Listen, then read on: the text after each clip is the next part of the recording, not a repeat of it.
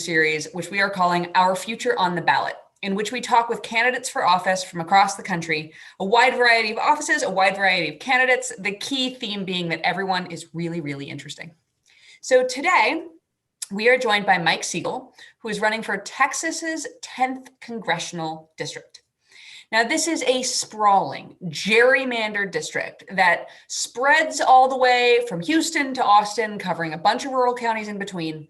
And it's currently held by Republican Michael McCaul, one of the richest Republicans in Congress. Now, Mike Siegel, Democratic challenger, is running against McCaul in a rematch of the 2018 midterms in which McCaul narrowly pulled out a victory. Mike Siegel, thank you so much for joining us to talk about what you want to do for Texans in the 10th district. Well, right on, Emily. Great to be here with you. Really looking forward to this conversation. All right, I'm going to grill you. I hope you're still happy that you did this at the end. So your campaign's internal polling says this is going to be a really close race. You are within 2% of McCaul, and that 2% kind of rang a bell for me because also in the state, Donald Trump is within 2% of Joe Biden.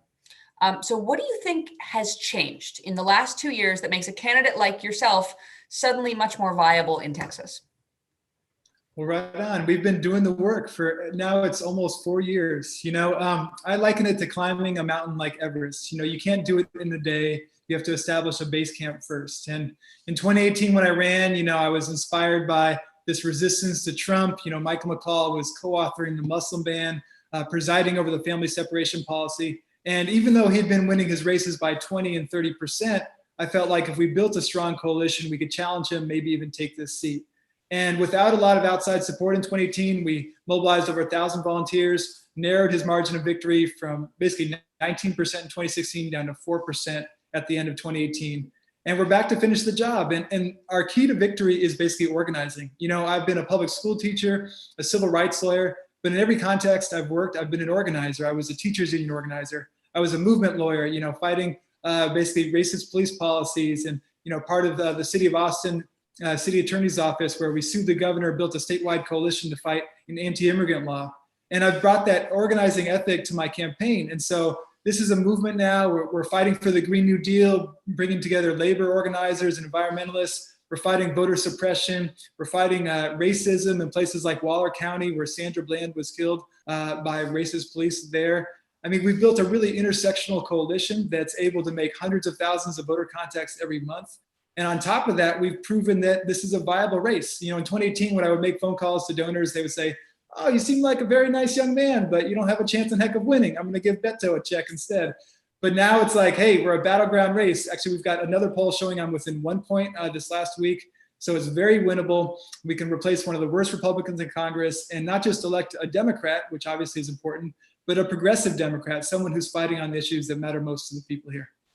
I wanted to talk with you about the way you engage with your constituents, right? Because like mobilizing 1,000 voters, and you mentioned all of these different prior professions.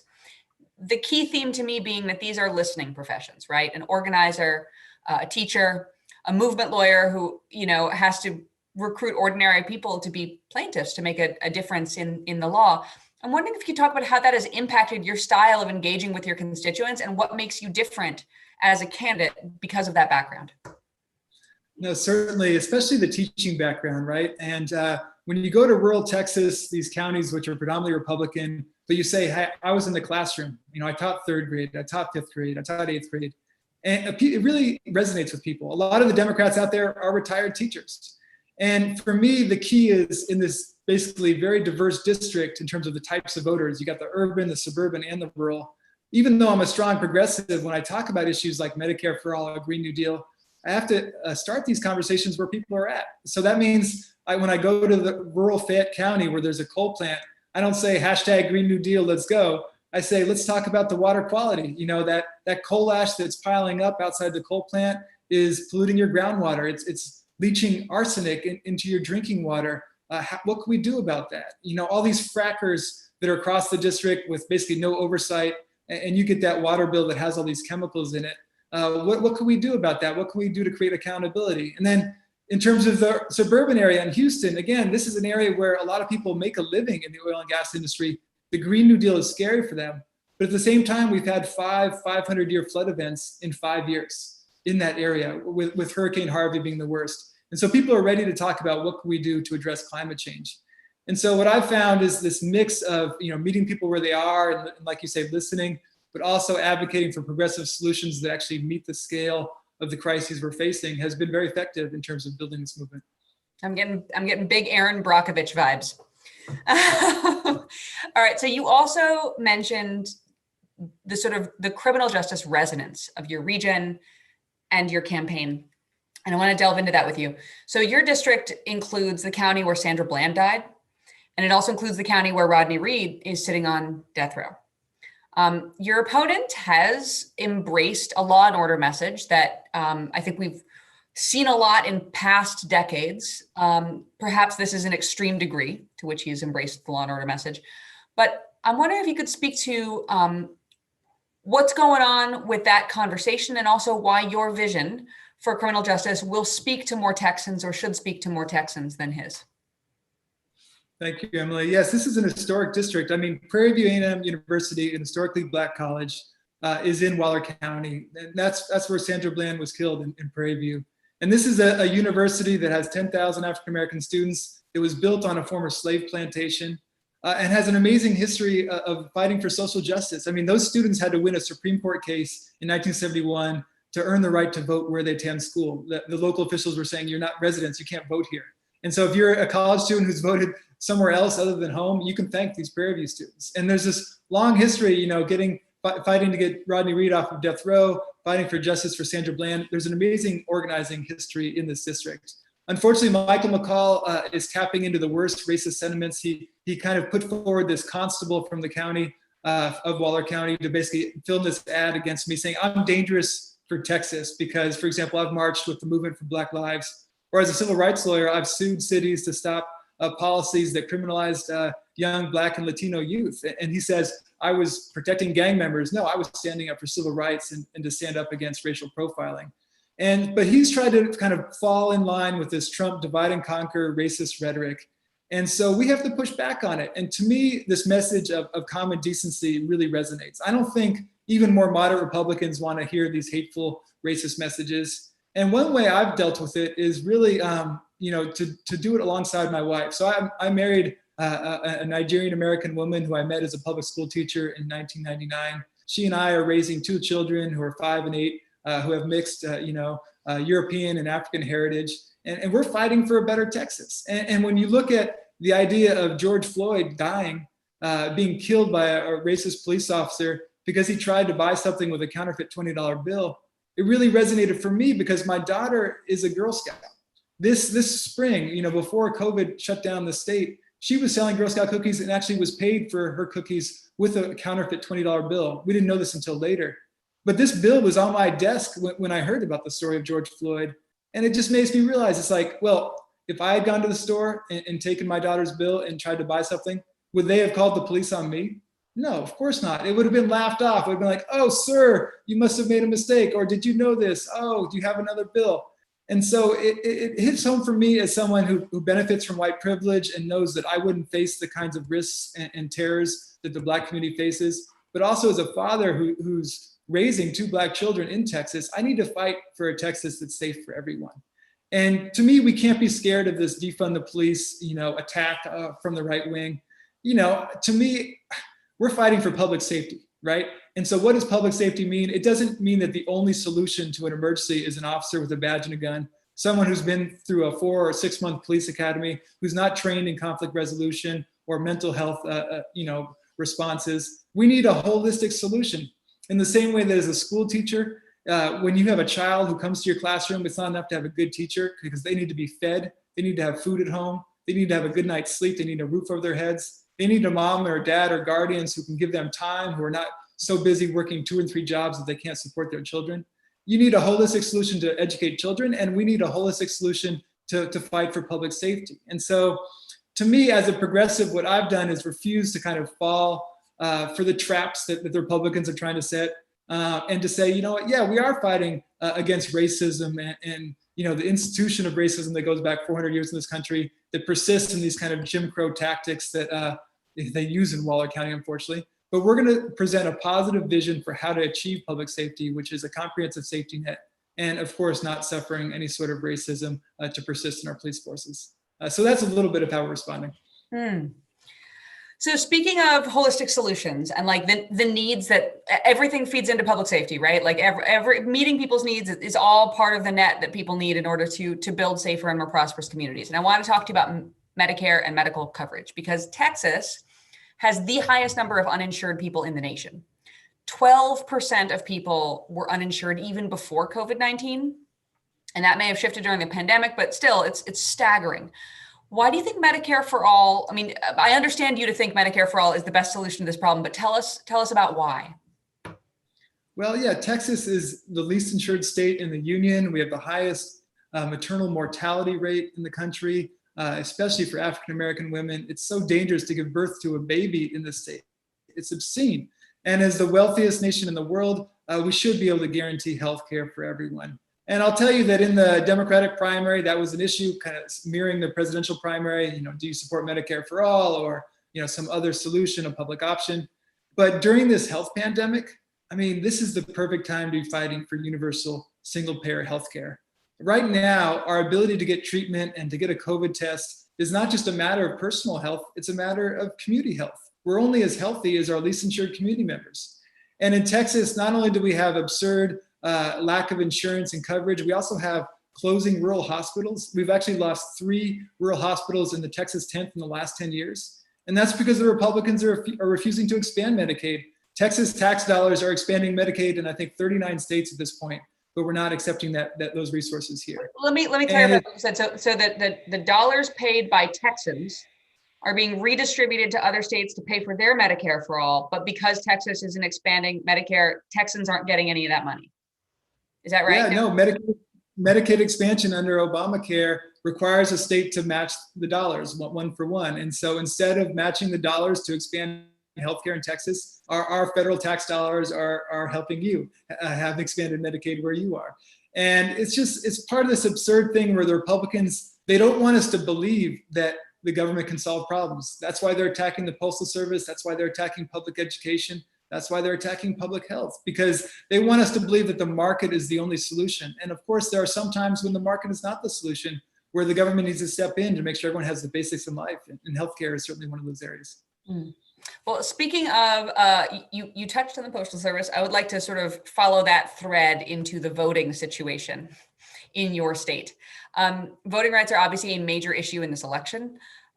Especially in Texas. We've been covering a lot recently on this show and also on The Count, our other show, the lack of ballot drop-off locations. Harris County, Texas, 4.7 million people has 1 ballot drop-off box. So what do you think Congress can do to protect people's right to vote long-term? Well, we need to reauthorize the Voting Rights Act, plain and simple. I think it should be the John Lewis Voting Rights Act, the first bill we passed in 2021, knock on wood, with a Biden-Harris administration, a Democratic Senate, and Democratic House. I mean, that's the foundation of our democracy, and that's going to make all of these other reforms we want possible, is by making sure everyone can vote. And Texas is the national laboratory for voter suppression. Here I am running in a gerrymandered district that was drawn to be permanent Republican in a state that has a voter ID law that makes it difficult to get a driver's license, and you need a driver's license in order to vote. In a state that's closed early voting locations, that, for example, has closed ballot drop-off locations, has persistently suppressed the vote of students like the Black students at Prairie View A&M. And so as Democrats in Texas, it's particularly amazing that we have a chance to flip the state and win seats like mine this cycle because we're on an unfair playing field. And so hopefully we can win anyway and take back the Senate and the White House, and then lay the foundation for decades of progressive legislation to come by reforming our voting rights laws. You said that Texas is sort of the sandbox, the laboratory of voter suppression. How did that happen? Why is Texas so ready to experiment with stripping people's voices away? It's very tactical. When they did the big gerrymander, some of your viewers may remember, is basically 2003, Tom DeLay, Karl Rove, these Bush whatever operatives came to Texas to redraw the map. And they did that after they saw the demographic change numbers. They saw in particular how the Hispanic population in Texas was going to become a majority, how when you add up the Black community, the Latinx community, the Asian community, that we're going to be a majority minority state. And they realized that the only way to keep power was to cheat, was to change the rules. And so they packed Democrats into these urban areas, so you have smaller representation. They gerrymandered places like Austin. You think of Austin as being the blueberry and the tomato soup of Texas, but we have 6 congressional districts touch Austin. So instead of just having 1 or 2, we have districts like mine that have a thread of Austin, and then include all these rural and conservative suburban areas.